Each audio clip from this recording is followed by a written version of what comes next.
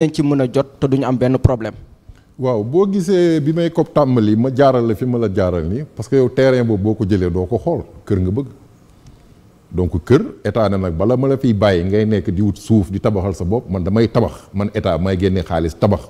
su ma tabaxee ne la yow Famanta boo dikkee chaque weer da nga may jox ay 25 000 ay 15 000 la woon jamono yooyu. di ko fay ñëpp mun a am kër. mais loolu politique boobu comme ni ma la ko waxee il faut nga expliquer lan moo waral li am fii pour nit ñi mun a comprendre. donc léegi bi nga xamee ni état mënatul defar ay kër munoon na ni par exemple comme mënumaa defar kër xaaral ma commencé defar ay terrain yéen ngeen tabaxal seen bopp. mais état defu ko daf ko yéex a def. laalul woon loolu. non boobu noonu. ci lañ dem ba après ay jamono année ay 86 87 yooyu ci lañ créé Scat Urbam. ok. Scat Urbam boobu loolu da doon liggéey maanaam li SICAP doon def di tabax ay kër ñu gis ni diis na état ni xaaral ma indi société boo xam ne day defar ay terrain viabiliser ko mais fi état defee erreur mooy boo xoolee dans la sous-région boo tukkee dem ay Côte d'Ivoire man am na ay jamono yu ma fa nekkoon ay 1989 da ngay gis ni da ngay génn Abidjan di jëm Bingerville àll bi yëpp état bi daf ko lotissé defar suuf def trottoir taal ay lampe te kenn dëkku fa mais dañ ko def par anticipation ba ko Houphouët-Boigny ñu defee ça a permis de développer ivoiriens yi ku ci ne ku bëgg a tabax nga dem ñi jox la suuf nga tabax parce que suuf nag boo gisee li nga ma laaj ni pour ñëw ci sa laaj bi dafa fekk ni Sénégal dafa nekk benn territoire boo xam ni état lañ ko dénk. tey boo gisee élection di am dañuy seet ku ñu dénk état ëllëg si biir bu ñu dénkee Moustapha tey ñu dénk ko état dafay organiser seet nan lay gérer suuf si.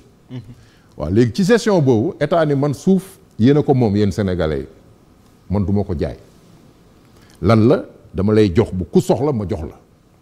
ci biir soxla boobu dañ naan kër pour tabax ko 150 mètres carrés wala 200 wala 300 état léegi dafay ñëw jël ay pàkk suuf parce que dafa am loo xam ni territoire bi dafa nekk loo xam ni sénégalais yëpp a ko moom état moomu ko de ndax état comme nit la daa am carte d'identité comme yow mais public ñun ñëpp a ko bokk.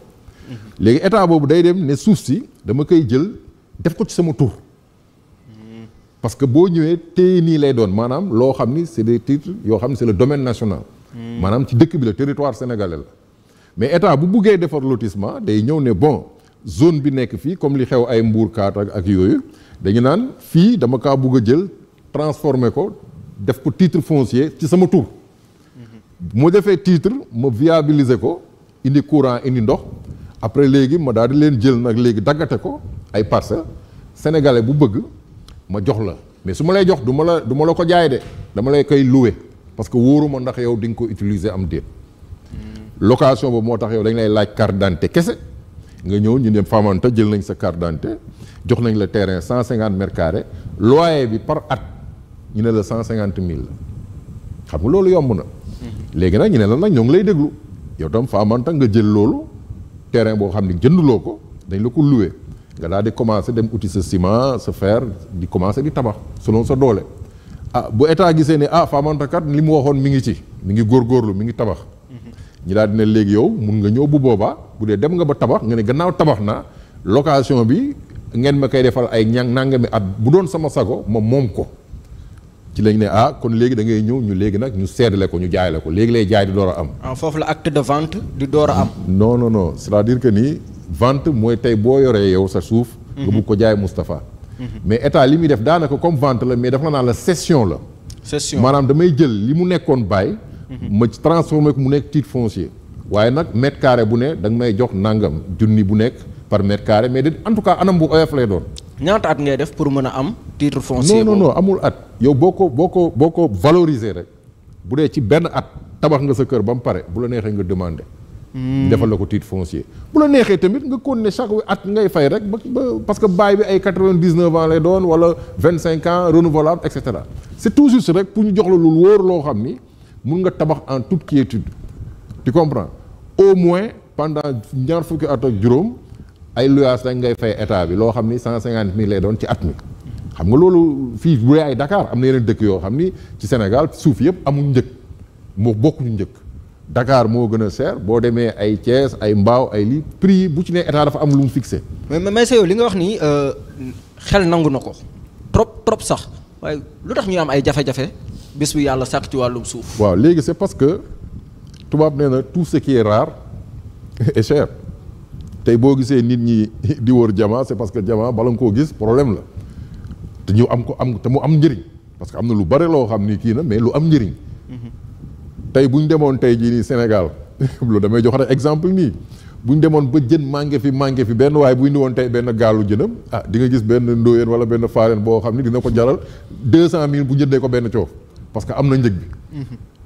tu comprends ci wàllu suuf tam noonu la demee. Ndakaaru dafa commencé parce que mooy koom-koomu Sénégal yëpp sama mbokk yi nekk ñun ñii ak suñu bàyyi ku ne ay fonctionnaire jóge ca Kajoor ca Kébémer ñëw fii di liggéeyee Ndakaaru mënuñoo dem di tabaxi Kébémer seen njaboot a ngi fii di jàng ñi daal di ut suuf fii. keneen def noonu ce qui fait que Dakar dafa jël maanaam comme macrocéphalie mooy maanaam benn monstre boo xam ni lu mat 0,, maanaam boo jëloon téeméer benn xaaju téeméer bi sax Dakar matu ko da nga jël benn xaaj bi nga diviser ko fukki yoon ñetteelu pàcc boobu la Dakar occupé ba pare na yor koom-koomu dëkk bi yëpp presque. xam nga donc suuf day jafe nee naa la fii ba ñu nekk xale zone bii nii ay Sodida captage yëpp àll la woon ak ay dunes de sable. ba parcelle yooyu yëpp amul Pikine ba ngay génn ni autoroute bi daw mais léegi nag bi ñu demee ba nga xam ni Dakar a ngi yokku ñu nekkoon Médina seen njaboot yokku ku fa nekk taa wala dara commencé liggéey dootoo mun a tabax Médina ndax fees na. nga dem Grand Dakar jékki-jékki dem Sicap ñi dem nii muy dem ba Grand Yoff ba nangam noonu la. léegi nag noonu la gars yi def ba dugg ci ay yi ñu daan ay ay zones yoo xam da ngay wàq rek dëkk ba ci ay waaqi naan et cetera mooy indi problème mu inondation yi parce que état contrôlé wul mouvement boobu. mais bu amoon état boo xam ni état bi dafa anticiper mouvement boobu mais kon problème yi du am. parce que chaque fois état day devancer les besoins. am na dëkk yoo xam ni ci gestion comme ndox mi nii ci problème la bokk dañoo dem bàyyi population muy yokku te defaruñ jumtukaay yi war pour mun a satisfaire ndox mi pour dëkk bi ce qui fait que dañuy obligé tey di wuti ay usines de dessalement ay nangam ak nangam. ci suuf si tamit noonu la te Dakar nag dafa tuuti ba pare nag xat. ce qui fait que li nekkoon tool ay Kër Massar ak ay Bambilor yëpp gars yi soppali nañ ko parce que da ngay gis ni tool bi amul njëriñ nga ni xaaral ma soppali ko def ko suuf def ko dëkkuwaay. léegi nag bu boobaa nag am ñenn ñoo xam ne gis ni suuf comme or la comme wurus la ñu ne kaay leen ci dugg léegi nag ki yoroon signature. daal di ne gannaaw suuf bi ñi ko soxla dafa bari. nañ doon def bu njëkk ba ne indil carte d'identité rek ñu jox la gars yi ne loolu day yomb. joxe carte d'identité rek Moustapha mu dem tabax yow nga daal di toog mu am ay xeeti fonctionnaires yoo xam ni dañu ne ñun dañoo bëgg xaalis ni ñëpp ñoom bu ñu gisee milliardaires yi def commerce am seen xaalis ñu ne dañoo bëgg mel ni ñoom loolu mooy indi problème bi parce que boo choisir nekk fonctionnaire garantie emploi bi ak servir le pays moo jiitu mi ngi mel ni comme soldat bi mais léegi ñooñu état moo leen war a jàppale jox leen li ñu soxla parce que dañoo bàyyi lépp bàyyi utum alal pour liggéeyal état donc état dafa leen war a sécuriser ba nga xam du ñu am yenn bëgg-bëgg yi waaye boo nekkee fonctionnaire gis benn PDG bu jënd benn 4x4 nga ne man 4x4 bi laa bëgg nu ma koy amee daal di ne xaaral ma ñëw xool comme signature bi gars yi dañ soxla bàyyi nga ne bàyyi bi de au lieu ma jox la ko Famanta jox ma foofu 10 millions ma jox la bàyyi daal di commencé nekk commerçant muy beneen statut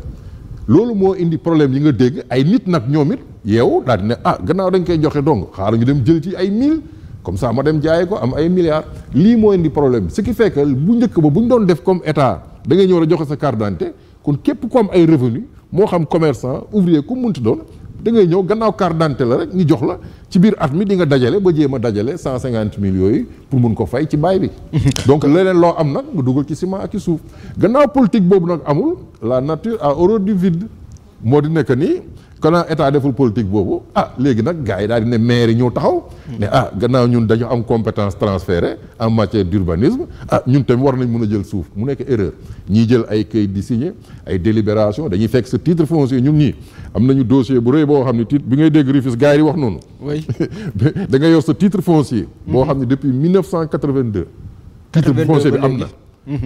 benn maire yeewu en 2014 dem signal benn waaye délibération ci sa titre foncier. waaw coow loolu tamit dégg nañ ko coow promobilière mais kooku dem jël ko. def ko ay parcelles jaay ko ay nit. ñooñu ñëw jënd commencé di tabax léegi nag ñooñu boo ñëwee ñeneen fii sama titre foncier la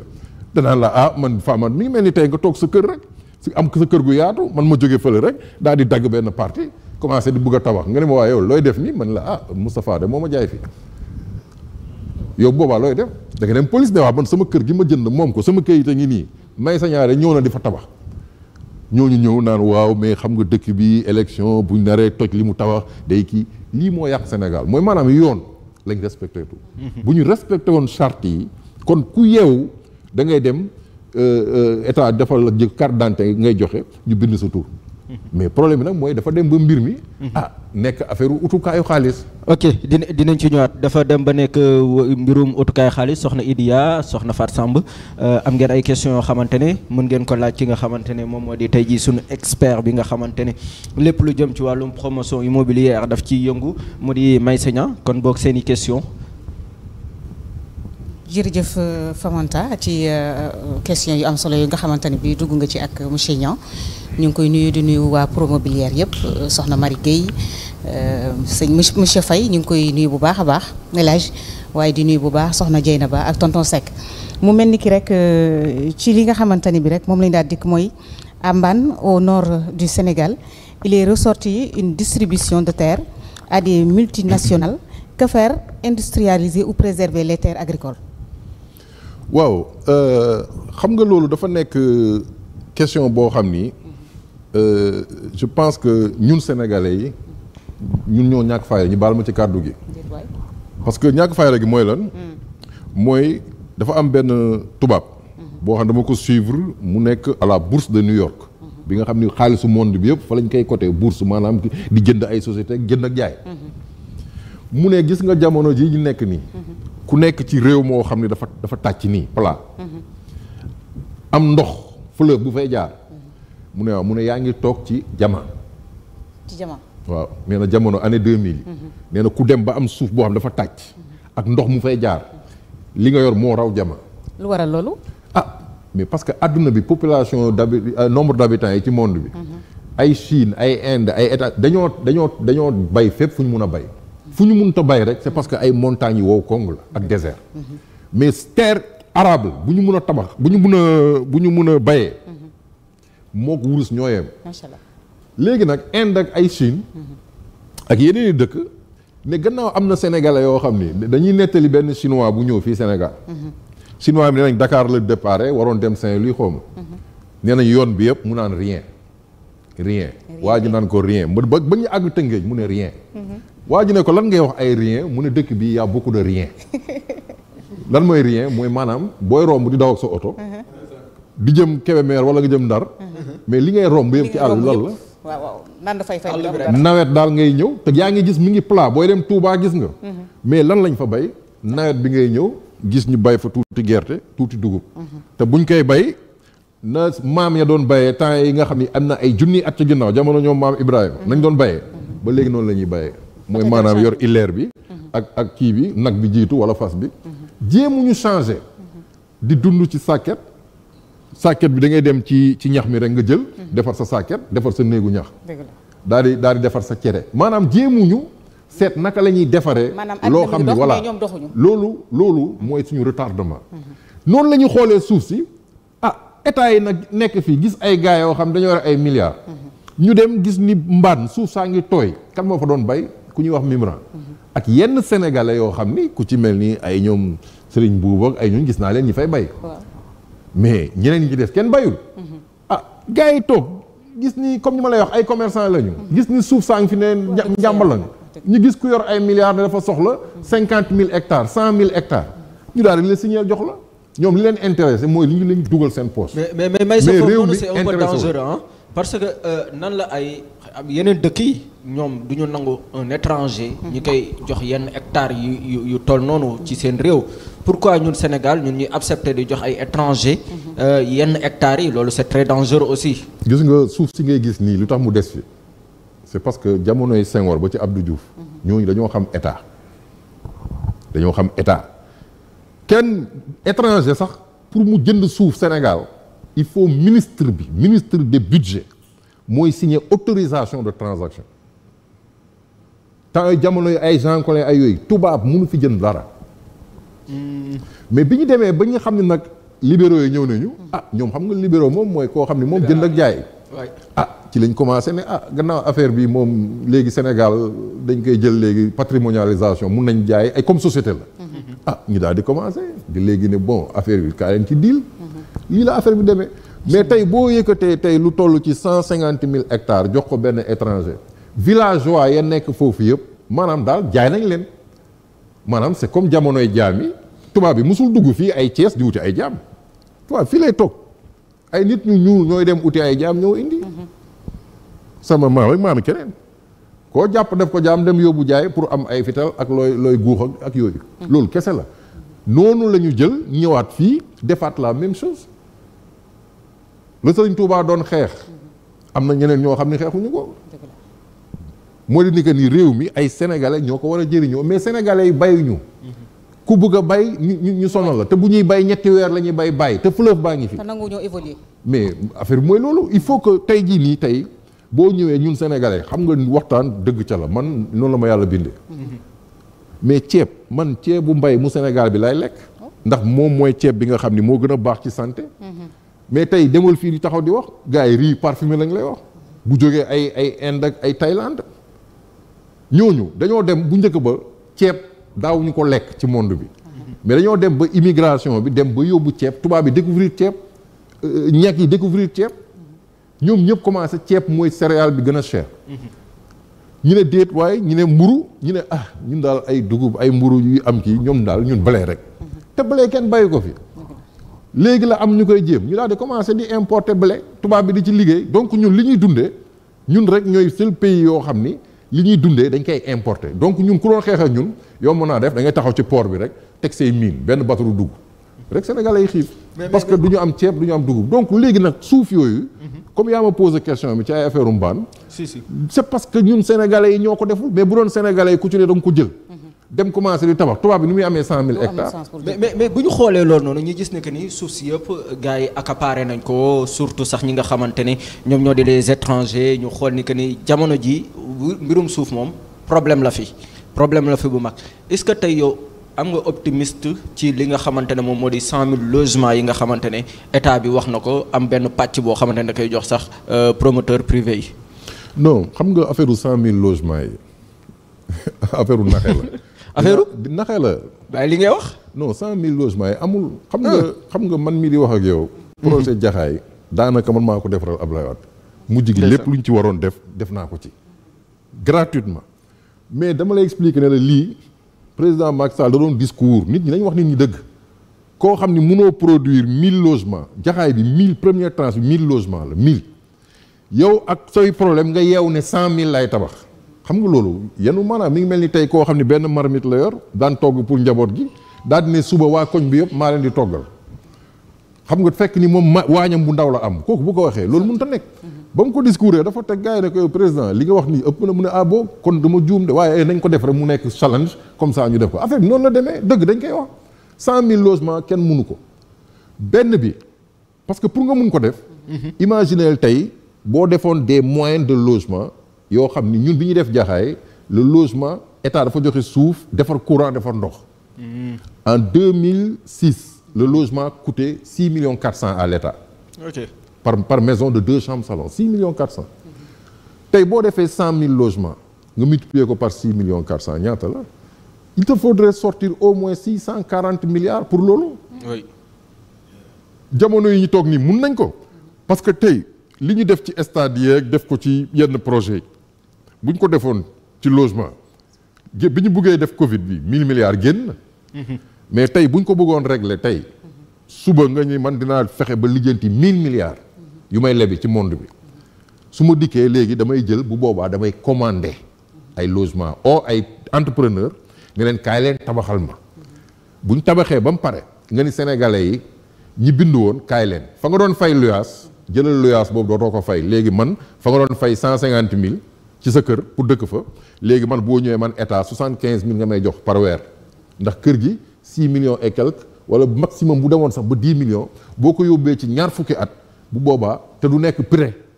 bu boobaa ay 50 000 60 000 ngay fay. loolu mooy solution bi mais tey bu fekkee ne da nga ni man bu may tabax ay kër loolu day yéex ndax élection yaa ngi ñëw nii mais du mun a sotti. donc lan ngay def kon jéem a tabax ay on dirait que ay affaire yooyu may sa politique sociale bi nga xamante ne état daf ci war a taxaw dëgg-dëgg moom la échoué. non état bi daf ci échoué kenn mosu ko c'est-à-dire l'immobilier a toujours été le parent pauvre la preuve tey bu SCI Promobilière amee tey wala Cyprès wala Telium sociétés yi ma jaar yëpp mais privé yi lan moo tax ñu mun a liggéey loolu parce que dafa am ay privé yu xarañ yoo xam ni dañoo gis ni lii comme Sénégalais dañ ko soxla ñoom ñu dem jëli seen xaalis ñëw jënd suuf parce que ku ci ne pour nga am suuf faw nga génne xaalis bokku ñoo gars yi nga xam da ngay yeew ñu jox la suuf nga dem jaay am sa xaalis mais lii da ngay génne xaalis jënd ci nii mbaa ca ne da foog nga génne xaalis ay milliards pour état jox la suuf nga daal di commencer liggéey di jaay am sa bénéfice loolu liggéey bu normal la mais lu tax ñi mun ko def c'est parce que état dafa défaillant mais dans un pays normal privé moom faw muy liggéey mais état dafa am loo xam ni social moom moo ko gérer. boo demee ci ay Europe dañuy defar des logements sociaux. ay HLM ay yooyu man dem naa fi ba ay Gabon ay ministère Gabon le premier ministre du Gabon dem gisi ko pour affaire ay logements sociaux mu ne ma yow li nga ci xam nii damaa bëgg nga defal ma ko Gabon. Afrique du Sud bi Mandela di jël pouvoir bi invité nañ fii Sénégalais Congo oo nañ ma fii jox ma contrat yëpp dew ma yooyu yëpp dëkk yëpp dem naa fa. mais ñooñu ñu ngi liggéey Côte d'Ivoire am na koo xam ne ñëw na fii Koweïtien pour financer 80 000 logements li may wax nii c'était ay 2014 mais ba mu ñëwee. ministre yi naan ko ay fii dañuy président day dem Kaolack dañoo soxla ay t-shirt ay nangam mais waa ji jël xaalisam dem Côte d'Ivoire dem financer ji Sikoji c'est-à-dire que ñun il faut que. le mal est beaucoup plus profond. voilà c'est-à-dire que il faut mu nekk volonté politique maintenant nag comme actuellement am nañu. ay dirigeants yoo xam ni ci suuf lañ doon liggéey muy domaine xam nañu bu baax lan mooy enjeu yi on espère que ni ñoom dinañ yeewu ci mbir moomu avec le développement des pôles territoires là zone bu nekk nga mun fa defar ay kër te gis nga kër yi tamit li muy cher nii c'est parce que dafa am benn lobby aussi du ciment les gens pensent que pour tabax kër faw nga am ciment mais alors que fii am na ay booy dem aéroport nii am na fa benn hôtel boo xam ni ñu ngi ko tabaxee waxuma la ban mais suuf. am na hôtel bu nekk fii en face cour suprême même chose am na fii ñuy exploité ci Almadies école bu fa ne noonu lañ ko tabaxee mooy maanaam suuf bii nii comme système mu nen xam nga nen boo ko jëlee ci sens bii nii nga bës ko day toj lu oyof la mais boo jëlee nen beneen sens bi ci guddaay bi nga bugg ko puus dañ naan boo ko tojee ñu naan la yow seytaane nga munoo ko système bee noonu la dañuy jël ban. defar brique de telle sorte que day taxawee nii comme guddaayu nen boo buuxoon fii ba suba du daanu. donc kër goo tabaxee suuf raaxee ciment poto yi ñooy nekk béton bien sûr. mais kooku construction bi fañ doon tabaxee logement jaxaay 6 millions ak ciment ak brique mais kër gii nii du mat sax 3 millions nga tabax ko.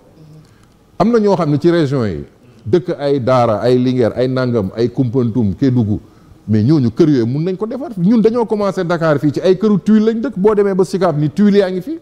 ndax tuile bi argile la bu ñu togg. gaawul yàqu. depuis 57 kër yaa ngi nii taxaw. donc solution yooyu dafa bari mais problème bi faw mu nekk yittewu ñi nga xam ni ñooy jiite. parce que bu dee yow sa yitte mooy fexe noo jaayee suuf si dugal sa poche mais loolu du développer dara. sëñ Meissa Niang bëggoon naa aussi laaj en tant qu'expert du milieu ban solution nga yaakaar ni que bu ko état taxawee ci ñi nga xam ni dañuy def location. ak jundum kër ngir mu gën a mën a yomb ci sénégalais. waaw xam nga location bi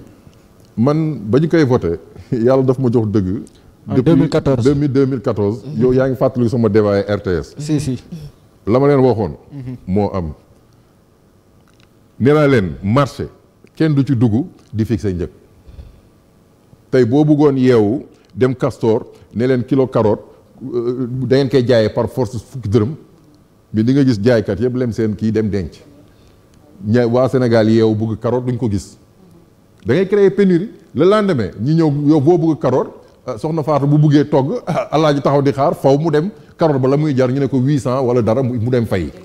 da ngay créer la spéculation Maroc defoon na ko roi bi nga xam ni doole la am foofu ne day wàññi location yi gars yi ne waaw d'accord dañuy wàññi jërëjëf waaye ñun luyeetuñu ñoo moom suñu yëf daal di tëj kër yi dëkk ba nag ci coow li ne kur ñu dem ba léegi nit ñi mu jaral leen lu ne ndax dafa raar. loolu laa gisoon moo tax ma wax leen mën leen loi bi du dem te ba ma koy wax président ci boppam dama bind yónnee ma message man ma ne ko man dëgg laay wax mais problème mooy gis nañ ko loyer dafa wàccam dafa yokku dafa gën a yokku maintenant solution bi naka la mooy nit mooy offre ak demande moo di nekk tey Famanta mii bu état defoon tey projet boobu ma wax fu ñu génnee 1000 milliards ne au lieu ñu def ko ci ay Covid ak ay nangam mais dañ koy def ci kër mais bu boobaa état day génne xaalis bi créer benn agence nationale wala lu munti doon daal di ne léegi sénégalais bu bëgg da ngay ñëw bindu comme ni bu defoon ci 100 000 logements yi départ bi idée bi baax na mais li yàq 100 000 kon léegi boobu loolu boo ko defee day mel ni kan SICAP ak HLM ñoom dañu échoué. non SICAP ak HLM dañoo produire tout parce que société yooyu lan moo xew wax naa la ko. maanaam mais comme que ñi ngi existé ba léegi pourquoi créer d'autres quand même. waaw léegi xam nga lu tax SICAP ak HLM am problème. xam naa ne ñoom dinañ ma mere mais boo gisee lan lañ wax dañuy créer beneen société avec des partenaires. parce que société yi ñu yor nii actuellement dafa am benn yorin bu doy waar bu fa amoon. boo xam ni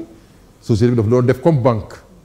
naan la da nga bëgg kër ku bëgg kër rek ñëwal nga verser ñëpp di ñëw di verser seen xaalis mais xaalis bañ doon verser njiit ya fa nekkoon jamono yooyu dem politiquer xaalis bi.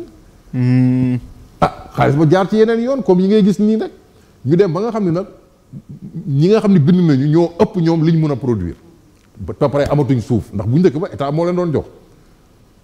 dossier 94 milliards bi ngay dégg HLM dafa def ay parcelles yoo xam ni. terrain moom ko sax. donc am na terrain ay jàmmalaay yoo xam ne ba tey jii nii kayit yi génnul.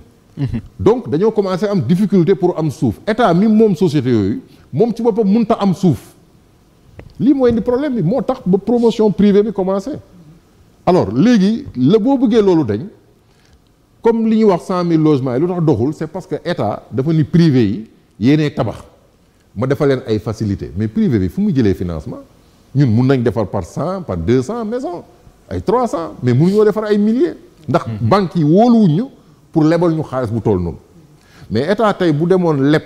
des montants yoo xam ni par exemple comme loolu moo wax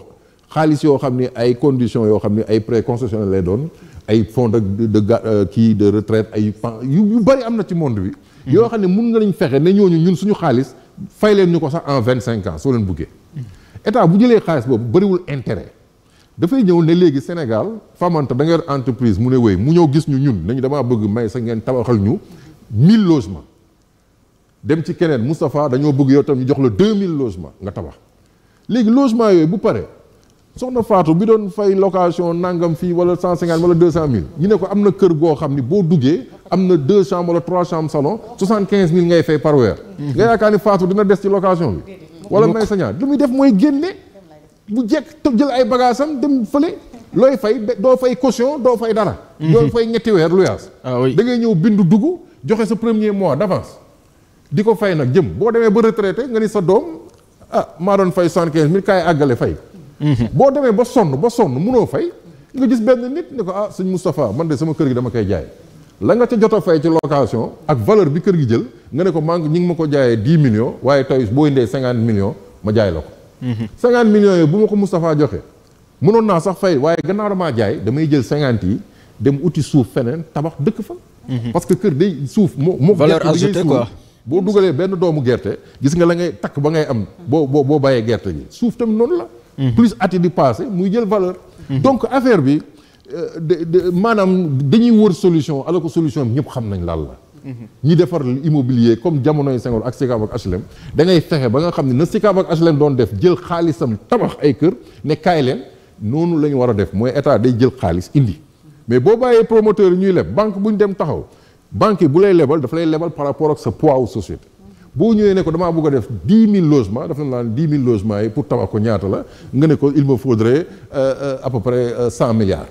mu ne la yow sa société dafa attan 100 milliards yow 2 milliards sax problème la daal ne la bon jëlal 5 milliards 5 milliards loo ci mun a def munoo ci sax defar une centaine de logements donc da ngay nekk gagne petit alors que état nag mooy ki nga xam ni moo war a ñëw diligenter loolu. tey li ñu dem dugal ko ne dañoo def ci ay autoroute ay nangam ay terre mais terre bi man bu ma dikkoon defar saxaar bi fi doon daw train de banlieue mu dem jëndi ay train yu bees. mais monsieur banlieue mu jël xaalis boobu dem def ko ci logement. mais monsieur Niang maanaam lan mooy sa xalaat ci li nga xamante ni bii moom mooy la fiscalité foncière au Sénégal maanaam ba xam dañ ko war a réformer pour le bien du trésor public. non fiscalité foncière bi ñun bokk nañ ci ñi nga xam ni man sama jëmm ñi defe naa ni dañu ko xeex ba def sax réforme code général des impôts c'est-à-dire que bu njëkk ba état nag dafa soxla xaalis tey sa doom boo yónni mu dem jëndi mburu wala paquet almet téeméer bu 100 francs bu ne am na 18 francs yoo xam ni day dugg ci TVA essence bi ngay jënd am yeneen taxe état loolu lay dundee parce que état amul bàyyi amul ndey bu ko jox xaalis donc ci loolu lay amee taxe léegi booy def transaction boobu ci wàllu kër dafa am lu ñuy tuddee droit d'enregistrement loo xam ne état dafa la koy laaj ne la bu fekkee ne njëg gi li ngay jaay matul 20 millions da nga may fay 900 000 de droit d'enregistrement bu fekkee ne nag romb na 20 millions ba dem diggante 20 millions maanaam 20 millions mooy ñaar fukki millions quoi bu dee romb na ko ba dem juróom-ñetti fukki millions dañ ciy dolliwaat donc beneen pourcentage quoi donc loolu prix bi njëkk bi moom droit d'enregistrement bi day jël 5% bu njëkk ba 15 la woon mooy première étape bi après beneen bi droit de mutation 1%. honoraire notaire yi mooy def tranche yi def de 0 à 20 millions de 20 à 80 donc parce que notaire bi aussi état moo leen fi teg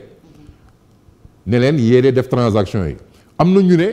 notaire yooyu mënoon leen fi dindi parce que notaire u France li muy fayeeku ñoom ci ay jaayu kër ay 200 euros 300 euros lay fayeeku mais ñun suñu notaire yi këru 20 millions rek am na 900 000 bu dee kër gi def na 50 millions dina ci am presque 2 millions 3 millions ci benn acte de vente yooyu yëpp dafay diisal njëgu kër yi. mais ak problème yi nga xamante ne bii ñu ngi koy seetlu ci li nga xam ne moom mooy wàllu foncier actuellement est-ce que jotul nag ñu xoolaat li nga xam ne moom mooy législation foncière au Sénégal. waaw xam nga li indi loolu mooy état bi xam nga sa doom bu defee ñaawteef ñun nit ñu yore boog en tout cas kàcceeri bi dal na mais état yi fi nekk maire yi nga xam ni ñoo indi problème foncier ndax lu ci bari ñëw ci ay maire la ak communauté yi ñoonu mais c'est parce que ñooñu politique bi la da nga naan maire bi su ma ko sanctionné bu élection dikkee daf may xeex parce que militants yi nekk ci gox boobu man la ñuy voter donc da ngay nëpp. mais sa impôt domaine amuñu ci wàllu ñoom it. non déglu ma expliquer la c'est-à-dire que ni les maires. avant même que domaine di ñëw. waaw da ngay gis maire bu ñëw taxaw. ne gis nga bi ñuy def décentralisation dañ leen a jox des compétences transférées en matière d'urbanisme mais li leen yoon sant. mooy dafa leen ni bu leen neexee ngeen defar programme immobilier di joxe ay terrain mais da ngeen di dem gisi waa cadastre ak waa domaine ñooñu signer leen ay kayit comme bu doon ñun société privée yi ni ñuy def ba ñu viser leen ngeen door a dem jël parcelles yi nit ku ñëw nga jox ko carte d'identité nga jox ko parce que dañ naan damay defar projet pour sama waa commune suuf état mënu ko jaay maire mënu ko jaay da ngay lay bindal kayit délibération ne la léegi jox nañ la pàcc bi waaye da ngay dem nga régulariser ko mais yow kañ yow maire yaa waroon dem régulariser après nga def lotissement administratif loolu mooy yoon mais comme yoon daf leen a permettre ñu réunion délibération dañ koy considérer bu ko préfet signé comme loo xam ni ça doit être applicable mais dañoo fàtte ni ci mbiru suuf état mooy ndey mbill gi du maire bi ce qui fait que ki mu jox délibération kooku yorul kayit parce que kayit boobu faw mu dem domaine gars yi defaral ko bàyyi mais délibération d'un maire permettre nit mu nekk propriétaire d'un terrain wala d'un bail titulaire d'un bail il faut que mu dem ci loxoy état nag mooy lan mooy domaine ak cadastre ñooñu daal di leen signer defaral la kayit ak urbanisme ne la yow monsieur le maire mun nga jox Famanta parcelle bi ndax zone bi dañ ko prévoir effectivement zone d'habitat domaine aussi même chose def les réquisitions yi mu war a def ensuite cadastre ñëw natt mais bu lee yow maire da ngay toog su ruq oo sa benn géomètre ne ko daggal ma garab yi defal ma ay parcelles daal di jël ses délibérations naan diw am mais loolu wékkul fenn moo tax chaque fois su ma koy wax nit ñi di ma mere man leen délibération du kayit délibération début wu kayit la pour que nga mun ko jël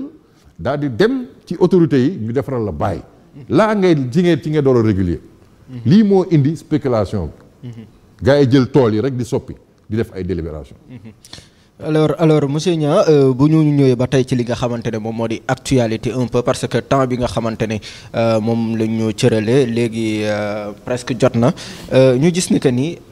Sénégal da ngay gis benn nit bu am 80 kilomètres carrés le cas de Tahirou Sarr est-ce que loolu c'est normal. mais attention c'est-à-dire que ni li normal ak li anormal il faut nit ñi def attention.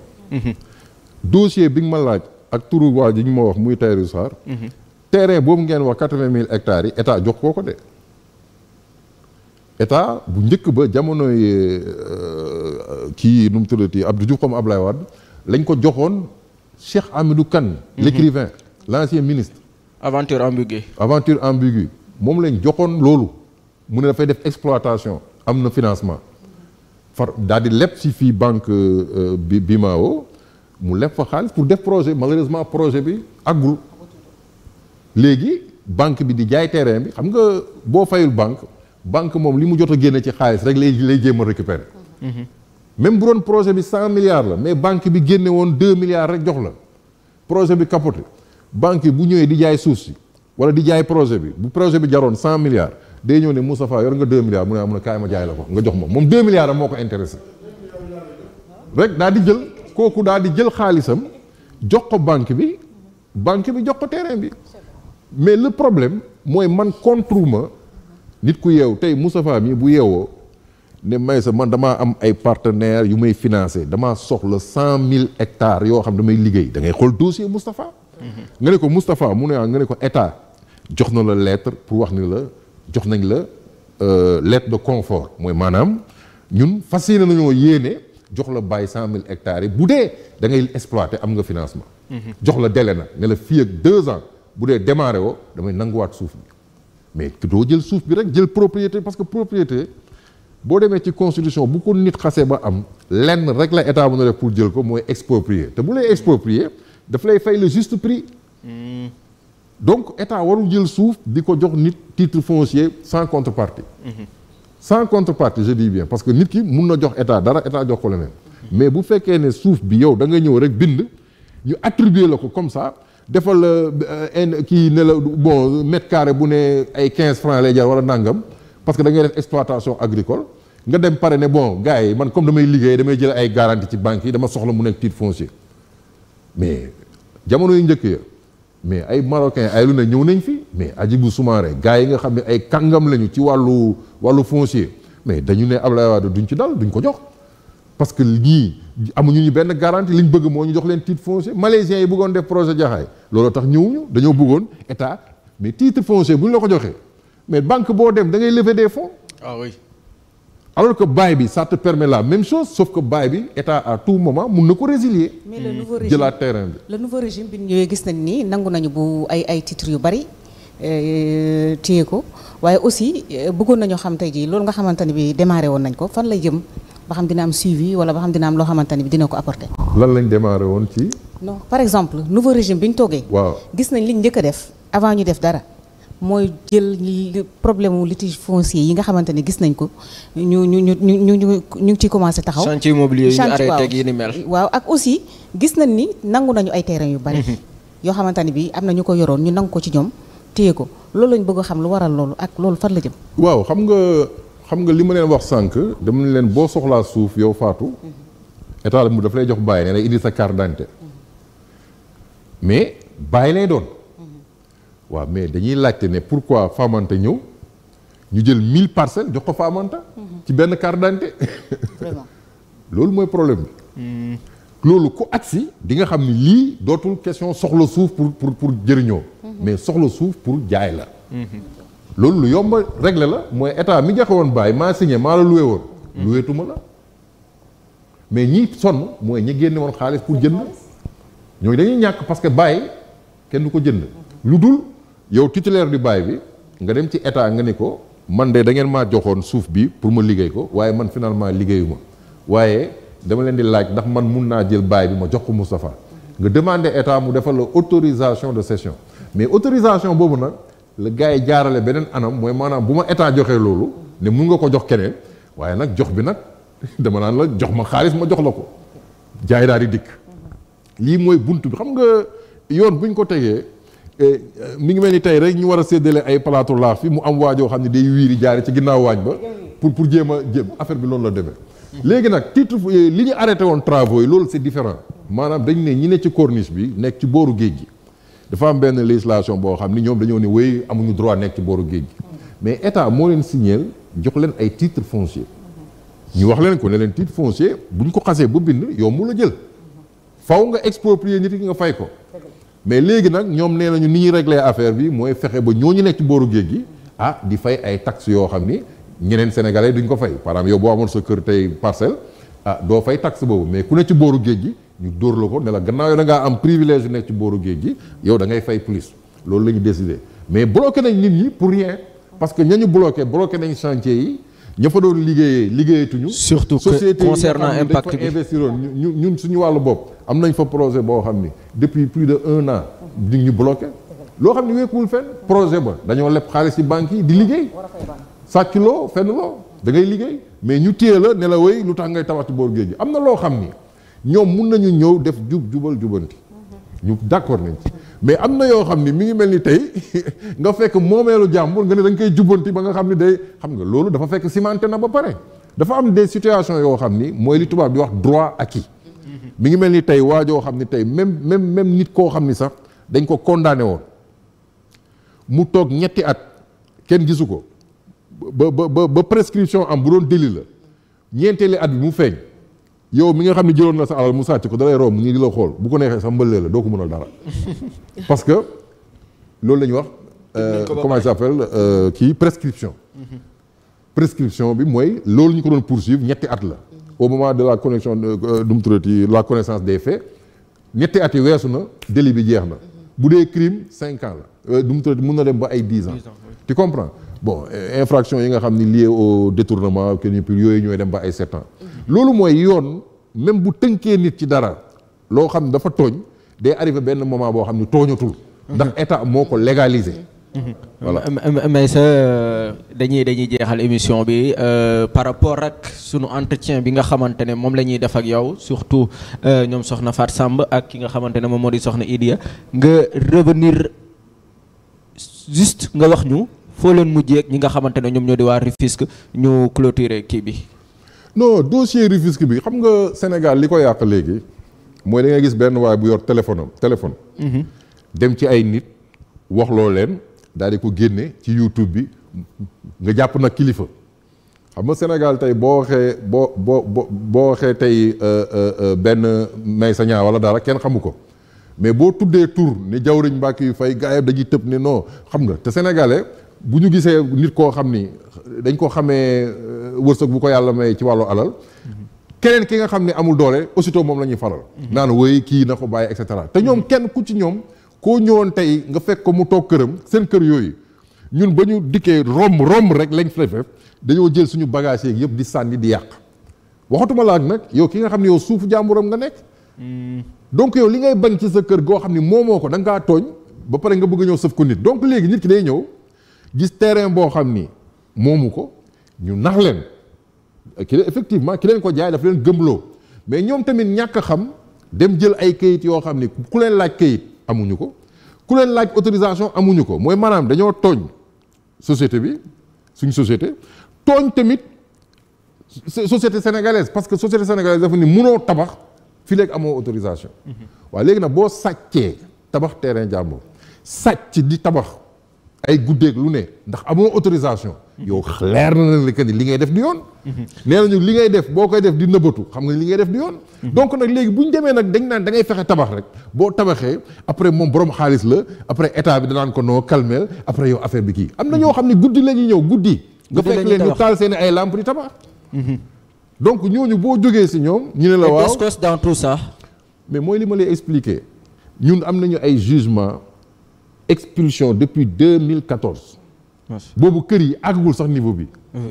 Descos di seetaan gars yi je pèse bien mes mots am na ci benn terrain boo xam ni ba ma fay wàcc fondation lañ yëkkati woon te gars yi nag dañoo muus dañuy jël ay magistrat jox leen ci terrain bi ñun par exemple c'était beneen terrain Rufisque bi dañoo ñëw ñu ne ñu fee benn magistrat la ak beneen dame ñaar c'était en 2014 beneen terrain bi tey jii nii ñu ñëw gars yi tabax terrain ba yëpp ba ñun fekk ñu fa dara ci la ñu meree dem jël si bulldozer commencé di seet ay xam nga coow li topp ñu naan ñu amul leen droit def nangam Descos wàcc ne bala ngeen di tooj fa ngeen laaj autorisation et cetera mais ñi nga xam ne ñoom ñoo tooñ tabax terrain jàmbur ñoom ñi ngi dugg seen kër di wéy di def leen neex kenn leen wax dara donc loolu jubal jubanti bi dafa war a àgg foofu tamit. mooy moomeel nit li mu moom. donte dafa yor alalu àdduna bi yëpp. saa waay loo moomul ba ko fa la tudd. sëñ May Signa bëggoon naa ko laaj Famanta s'il vous plaît. waaw dernière question tour de table ñu joxaale sax bu Idia bu defee après ki nga xamante ne moom moo di sëñ Afia moom it mu def question dama doon laaj boo doon defal bilan si après 12 mois yi fi président Diomaye Faye def ndax ñoom ñu ngi ci la bonne voie ban gis-gis nga ci am. sëñ Afia boo amaale une question. waaw bien sûr.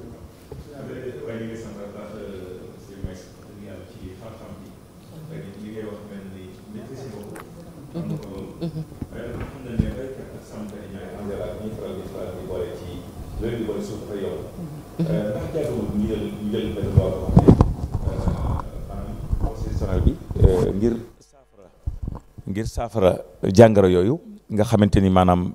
dafa bari léegi ci diggante baykat bi ak te ñoom dañoo néew doole nga xam ne waxtu wu nekk ñu ngi naan baykat bi ak sàmmkat bi am nañ jote am na nangam bi ci des mooy dégg nañ benn député boo xamante ni mooy Amadou Ba mu ñuy wax moom dafa wax ne dafa bëgg a dugal benn proposition boo xam ne de loi ngir maire yi maanaam bañ a teelaal benn suuf fii yëg ñuy àgg ci élection locale yi loolu itam bëggoon naa xam ban jàngat lañ ci mën a def ndax maire yi dañoo dugal seen loxo ci yëf yi.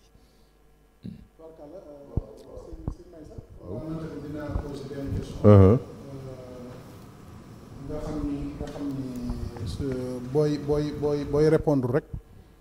mën a répondre ñëpp benn yoon su ko defee ñu mën a dugg ci deuxième partie bi man li may laaj mooy affaire jaay suuf bari na ay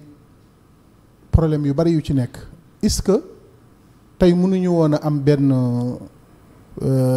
benn kii bu ñu trouvé boo xam ne dañ naan mayetun Moustapha même bu fekkente ni moom terrain bii maanaam yoon mayu ko moom en tant que moom mu dem jaayal ko boppam même bu fekkente ni tey terrain bi moo ko moom war koo jaay il faut mu dem ñu yebal ko ci bureau boo xamante ni pour mu jaay terrain bi day dem ba foofu ànd ko ñoom wala moo xam notaire la moo xam lu mu mën mu ànd ko ñoom ñooñu jaay ko mais moom amul droit comme nit ñi ni ñuy amee liberté kenn ku nekk dem jaay kii nga xam ne kii day jaay kii jaay lutti si bari ci li nga xamante ni mooy terrain yi est-ce que tolluñu ci période boobu nga xam ne kenn amatul droit jaay terrain individuellement donte ne yaa ko moom nga xam ne dañ lay yebal comme nit ni muy demee Màkka ñu ne da ngay dem ci agence sàngam dem foofu jënd billet wala mu yóbbu la wala nangam ak nangam man loolu moo doon sama question. te ne moom lañ la posé. voilà commencé ci soxna Idia Yane waaw dundaat sax. Idia Thiam. Idia voilà soxna Idia question bi mu posé ci bilan wu 12 mois gouvernement bu bees bi alors man da xam nga gars yi dañ maa catégoriser ba pare ne ma man pro gars yi laa quoi parce que jamono yu mu fi méttee. Macky Sall doon fi def yoo xam ni naka sudul noonu dama doon jël sama loxo di yëkkati sa kaw di wax ci rajo bi li nga xam ni jaaduwul ndax man li ma gëm mooy état de droit ndax dama ko jàng. donc état de droit boobu dafa am ay sart yoo xam ni dañ ko teg noonu la war a fonctionner maintenant ñii bi ñu ñëwee ma am ci ñoom yaakaar parce que dama ni école ba ñuy former ñi yor état fa lañ génne. te ñun li ñu soxla man nit boo dëggoo rek da nga may neex ndax dëggu mooy lan mooy bu dee nit ñëw nga toog ñun ñu xam ko ci suñu liggéey foo xam ni fu la gars yi musaan sonal rek nga génne xaalis joxe gars yi ba mu sedd. mais nga ñëw génne xaalis gars yi ne la ñun sa xaalis jëluñu ko nga xam ko ci nit ki nga gis ni kii ku jub la da nga ni kon ñun suñu maigre ressource yi ñu am Sénégal maanaam as tuut suñu am gumba boo ko dolliwul donc bul këpp yalwaanam donc koo xam ni téye na boppam ci wàllu alal pendant 25 ans nekk ci administration kooku buñ ko dénkee état war na ci mun a génn ñu am ci yaakaar mais malheureusement ci 12 mois yi gis ngeen ba président Diomaye waxee Bassirou Diomaye Faye waxee Ousmane Sonko premier ministre ñëw wax dañoo commencé naan leen li ngeen wax du dëgg et cetera ba Cour des comptes ñëw indi ko mi ngi mel ni yow tey soxna Adia boo ñëwoon tey ñu ne la tey waañ bi daal yaa ko res waa Touba TV yëpp fa la ñuy añee ñu ne la waaw yow daal bàyyil nañ la fi kër goo xam ni ndawal yeeg yëpp a ngi fi yow nga dugg ci waañ bi ubbi frigidaire bi gis fa ay yax ubbi ki fële gisoo légume gisoo dara ceeb bi saako bi rës ci suuf waaw léegi nit ñi toog naan la waaw yow 9h a ngi nii midi ngi jot ba léegi gisuñu nga taal xam nga loolu day daal di doy waar parce que la nga fa yaakaaroon ni di nga ko fa fekk moom moo fa newul. mais mine de rien si 12 mois yi yow fexe nga ba génn yow dox na nga daal di génn dem marché ut ci say pexe bopp lebi nangam lebi ndawal lebi nii ba commencé gars yi ku ñëw nga jox ko mu lekk. nga ne ah mais soxna si nan la def ba togg man mi nga xam def naa fa ay ñaawteef war naa laajte naka nga def ba togg ba yaakaar gars yi fekk ni da ngaa commencé di jël ay bor waaye ba nga ñëwee génn ci kii bi ci askan bi ne leen man waañ mi kat la ma fa fekk dara amu fa dañ naan ay soxna si day wax rek donc bilan bi noonu la moo tax ci 9 mois négam loo xam ni 12 ans président Macky Sall nekk na fi am na ci loo xam ni kenn mësu ko laaj bilan ci 1 an kenn mësu ko laaj bilan ci 2 ans. Ablaye Wade bi muy ñëw tamit da nga doon dégg ñu naan bàyyi leen góor gi mu liggéey moo tax ma ni pour le moment man mënuma demander ay compte mais réew mi métti na ndax xaalis bi nga xam ne moo fi nekkoon am na ñu ko di tungaam jël ba pare jël xaalis boobu ñemewuñ koo dépenser ñu téye ko day am benn affaire bu ñu tuddee la vitesse de circulation de la monnaie ci économie jokkalante bi xaalis dafa war a circuler tey boo ñëwee tey génn benn waaye kontaan ci émission bi yëkkati 100 000 jox la 100 000 boobu boo génnee daal di dem ne yaay am jëndal lii kii am kooku dem génn dem boutique ku ne dem jënd li nga soxla économie bi di dox mais bu dee dafa am ñoo xam ne dañoo toog téye seen alal ne teg investiruñ ci dara daal di téye xaalis bi rek thésauriser mais xaalis bi donc day tag du circuler loolu nekk na problème ba pare nag ñoom ñiy utiliser xaalis boobu pour xeex ndax ay opposants lañu ndax ñoom ancien régime lañ bokk yor xaalis bi téye ko mu am nag loo xam ni tubaab yi tamit Sonko ak Diomaye neexuñu leen trop parce que ni ñu leen di ërtalee dàq seen base yi te ñooñu ñi nag CFA bi ñoom ñoo ko garantir gis nga Sékou Touré ay jamono nañ ko doon xeexee dañoo dem Guinée defar fausse monnaie pour daaneel monnaie guinéenne bi ca la jógee daanu ba moment bii nii mais am na aussi yeneen xeetu xeex yoo xam ni par exemple Moustapha bu war a def virement pour liggéey 2 milliards mu war a jóge fële ñu naj ko créer ko ay problème jég fii nangam donc yooyu yëpp dafa bari mais ci biir loolu malgré tout état bi mi ngi fay salaire yi mi ngi gérer maanaam bal tàkkul géej débordul malgré métti na léegi nag loolu damaa yaakaar ne man ci sama xam-xam bu gàtt gis nañ ni que ni pétrole bi nga xam ne ñi ngi ko doon tudd musta génn indi recette ci jamonoy Macky Sall pétrole bi commencé na indi recette am na contrat yu bare yoo xam ni ñi ngi koy càmbar gis nga même ci Azer bi nee nañ la ci ñetti weer yi li Azer liggéey ci village ay at ñee defuñu ko ñoom ci 3 mois lu ñee doon def benn at ñoom ñetti weer lañ ko def parce que dañ fay indi benn jeune boo xam ni dañ koy suivre pour wane ni ñun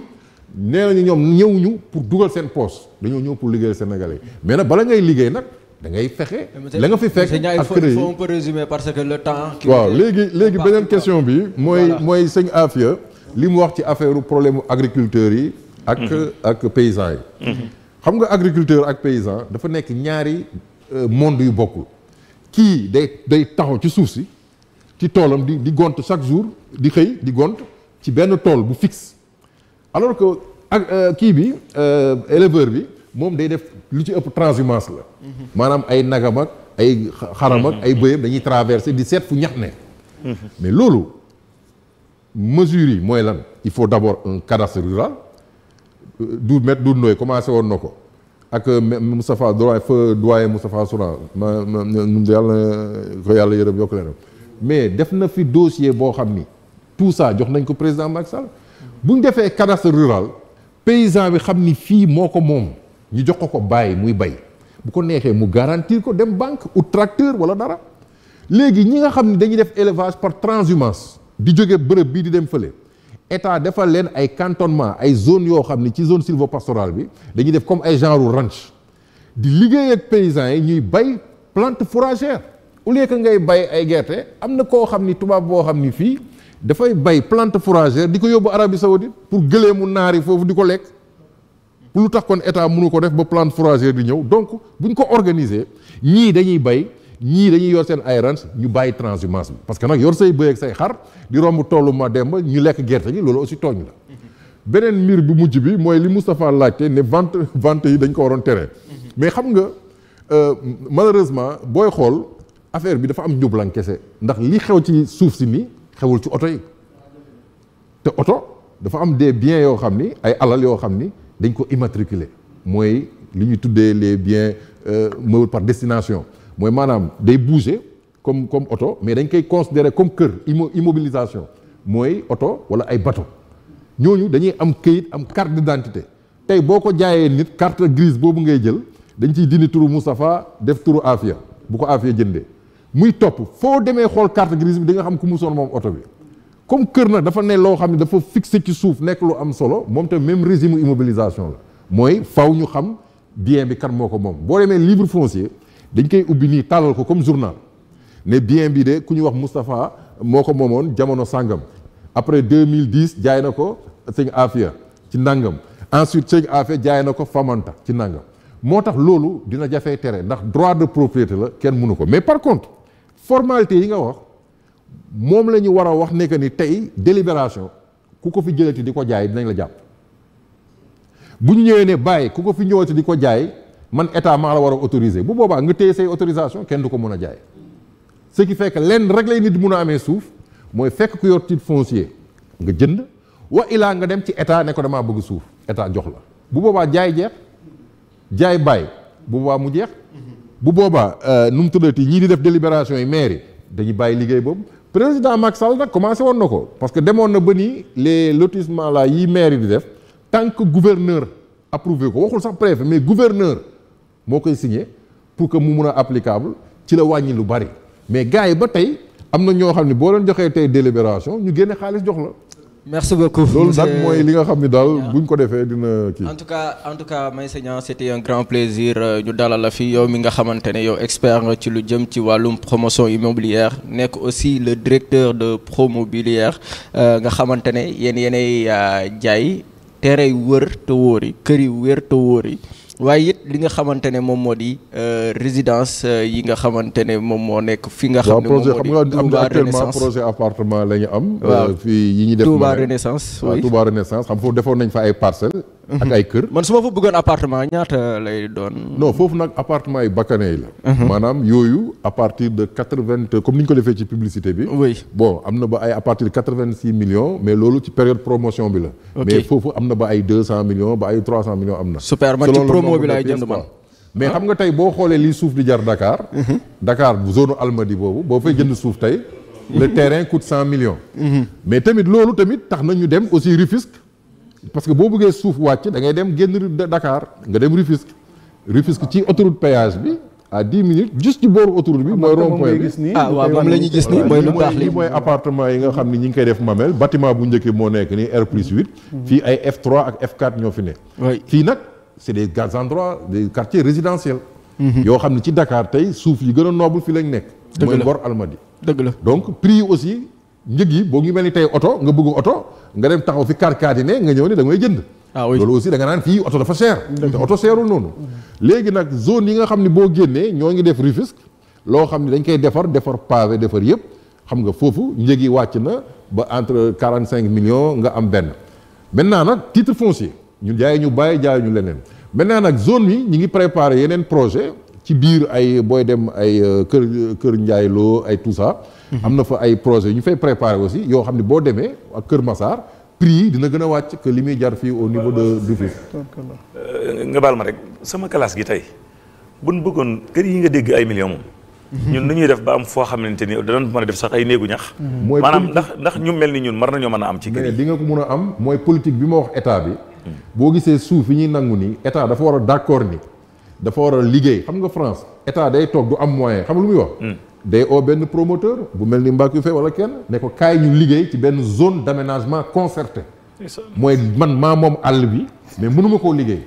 léegi kaay ñu nga indi sa xaalis ñu liggéey comme ça léegi yow bu ñu liggéeyee man ma jox la ci suuf si nga am loo xam yaa ko moom li ci des ma jox ko sénégalais yi. merci beaucoup Meissa yow boo ñëwee indi sa carte d'identité dañ lay jox sa baay rek nga dem sa yoon. merci beaucoup Meissa Niang cant ak ngërëm ñeel na la vraiment c'était un plaisir si Moustapha gis nañ ni li nga xamante ne moom la fi Meissa Niang développé mu nekk pur xam-xam vraiment li lañ soxla honnêtement li lañ soxla gars yi comprendre gars yi xam lañ mën a amee ay kër surtout problème yi ci ne dañ lay sant yow it di la gërëm bu baax di sant représenté plateau bi yëpp di nuyu ki nga xamante ne moom moo di sunu yaay soxna Jaara nekk ca doonu Touba. yaay Aïcha yaay Dikel ñu ngi lay nuyu bu baax a baax macha allah. jërëjëf monsieur Famanta ci wax ju am solo ji nga xam ni seqoon nga ko ak monsieur Meïssa Niang mi nga xam ni waxoon nañ ko léegi rek explication yi mu fi joxe tey ak xam-xam ci xam-xam bi mu ko teg leer na te nit ñi aussi tamit dañoo bëgg saa boo leen dee wax loo xamante ni benn borom xam-xam dani saa booy ànd ak ku la nax bu la yàlla naree dimbale day xëy rek boole la ku la dul nax diggante bu gàtt ngeen di def rek même bu la waxul dara da nga xam ne kee nga doon àndal moom dala doon nax boobu dëgg ak lu dul dëgg noonu la mel kon lii mu fi expliqué vraiment lu am solo la muy wane kan ni rek képp koo xam ne yaa ngi yor sa xaalis di bëgg a jënd kër wala suuf wala lu mu mën a doon jugal nga dem seeti ñi nga xam ni wuur nañu te seen mbir teg nañ ko ci yoon nga jënde ko ci ñoom moo gën di jënd ay lutis di ci am bu teyee nga dem tribunal bu subaa nga am kii loolu ay coono lay indi kon ñu ngi lay sant bu baax xam naa bala ñoo tàggatoo ak moom rek monsieur Famanta ak Fat Samb ak soxna Addiya dañuy dem rek ci sunu sponsor yi mën a seetaan produit yi nga xam ne nag produit yi am solo yi la ak it accompagné bi nga xam ne ñu ngi ñu koy def pendant le mois de Ramadan gépp nga xam ne dañ ko fas yéene ànd ak ñoom incha allah rabbi kon sëñ Meïssa balaa publicité bee ñëw sax sëñ Fat soxna Fatou moom mu tàggatoo d'abord nga tàggatoo. kontaan trop xam nga yow moom sama waay nga. boo ma ooyee émission li ma gën a neex nag ci émission bi. waaw 10 milliards yeeg kër yeeg yooyu yëpp yi nga naan Moustapha rek xam naa ne yooyu moom damaa def ne day waaj a ñëw. non xam nga Moustapha moom kuy tudd man moom laa déparé. moom ku ñu tuddee yonent bi rek. nee nañu ku tuddee sa doom yonent bi sax. dëgg la da ngay texe. waxatuma la donc nag tur bi moo indi loolu. dëgg la man mii sax te Moustapha la kii sama doom bu góor bu njëkk Moustapha laa ko tuddee. Moustapha dafa ma neex. moo tax su may jël exemple. damay pour que nit ki mun a comprendre. effectivement pédagogie damay wax ñi nga xam ni moom la xam. xam nga tey su ma nee ma dem ba xuma wala dara. yow mun na la bañ a mais su ma tuddee sa tur rek. di nga intéressé wu. waaw loolu nag ci technique gu xam-xamu discours la quoi mais loolu ñuy ñaan moom xam nañ leen wolof nee na ku ñëpp tuf li nga tooy waaye yéene tamit day dal dëgg la waaw yéene googu nag laa am ci yow tey moom bu ma buggee mu munoon a ñaan tey ëllëg ndax yow sa xol da nga laabiir ba pare li ma lay tuddee ne la yow yaay le directeur des xasaayid yaay jawruñu xasaayid waaw xasaayid Serigne Touba nag ay xéewal yi ci ne jërëjëf nga nekk yow ki nga xam ni yaa koy juqi muy dem ci télé ak ci rajo yi noo def xéewal yi dama lay ñaanal mu ñëw dëgg la jërëjëf amiin yaa ñoom soxna Fatou Bintou ñoom Afi ñi ñëpp sama ay nit lañu dëgg la vraiment ñoom Famanta ñëpp daal ak invité yi maa ngi leen di gërëm di leen sant tubaarkàlla jërëjëf di gërëm ñëpp daal jërëjëf juste rek xam naa pour nga yóbbaale ko am na ñu may laaj ne laajoon ñu monsieur Niang ak cawarte gi ban produit la jël wala lan la dogee wala lan la naan ba ndax macha allah est-ce que jëloo ayta wala bagage yi nekk ci yàlla mi ñu tiim ayta moom ci suba laa la wax de ba léegi nii man sama ndogu nii sama lekk gu ma ko sama bopp baa ngi métti nii waaw kon jox ko te pourtant waaw jox ko ayta du ma woor ndax problème mu santé non ayta lañ koy jox mais nuñ koy waxee ti lekk sax jot dafa ne émission baa ngi commencé bàyyi ma daw dem très bien mais bon xam nga man su may wax dara dama ci ànd ak passion ndax lu ma xam la dëgg la te daf may leer ni lii buñ ci jaaree day régler problème donc loolu su ma koy def dafay mel ni dëgg googu ak xam-xam boobu moo may suural dëgg la waaw loolu nag su ma koy wax nit ñi dañ naan kii day wax lu amul nii mais daal man noonu la nee noonu laay waxee xam naa peut-être dañ maa xamul mais man samay mbir toujours noonu la dëgg la xam nañ la parce que dañ lay topp aussi à la rajo voilà nee man muy waxtu bu añ jotagul ak bu passé yëpp noonu laay waxee xam naa ñoom Abdou Khara Fall ñoo wax loolu waaw faalee ni quoi jërëjëf monsieur kontaan Meïssa Niang soxna Fatou Bintou kon ñu ànd ak waa Régie rek dem xool sponsor yi publicité bi dellusiwaat incha allah bismillah